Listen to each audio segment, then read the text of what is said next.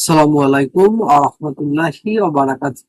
আজকে আমরা সহিহ বুখারী প্রথম খণ্ড হাদিস নাম্বার 38 এ নিয়ে আলোচনা করে থাকব। আমরা কিন্তু বইয়াকারী কথা বলি যাতে আমাদের ভুল কম হয়, আলহামদুলিল্লাহ। সহিহ বুখারী প্রথম খণ্ড হাদিস নাম্বার 38।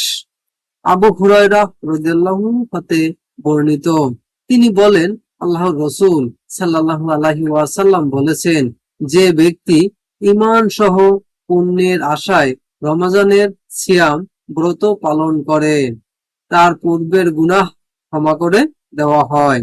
এই হাদিসটি আধুনিক প্রকাশনীর যে হাদিস গ্রন্থ রয়েছে, এখানে 37 নম্বর হাদিসে রয়েছে। ইসলামিক ফাউন্ডেশন কর্তৃক যে হাদিস গ্রন্থ রয়েছে, এখানে 37 নম্বর হাদিসে রয়েছে।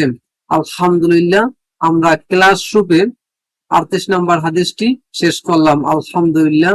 আর বিশেষ করে আমরা একটা কথা বলে রাখি যে আমরা অনলাইনের মাধ্যমে কিছু কাজ করে থাকি, ভিসা প্রসেসিং এর কাজ করে থাকি, ই পাসপোর্টের জন্য আবেদন করবেন, এটা আমরা করে থাকি। এনআইডি কার্ড সংশোধন বা আবেদন করবেন, এটা আমরা করে থাকি। বার্থ সার্টিফিকেট সংশোধন বা আবেদন করবেন, এটা আমরা করে থাকি। আলহামদুলিল্লাহ, আমাদের সাথে যোগাযোগ করতে পারেন। আমাদের সাথে যোগাযোগ করবেন কিভাবে? ফেসবুক পেজে আমাদের নাম্বার দেওয়া আছে, ইমেল অ্যাড্রেস দেওয়া আছে, ইমেলও করতে পারেন। ফেসবুক পেজে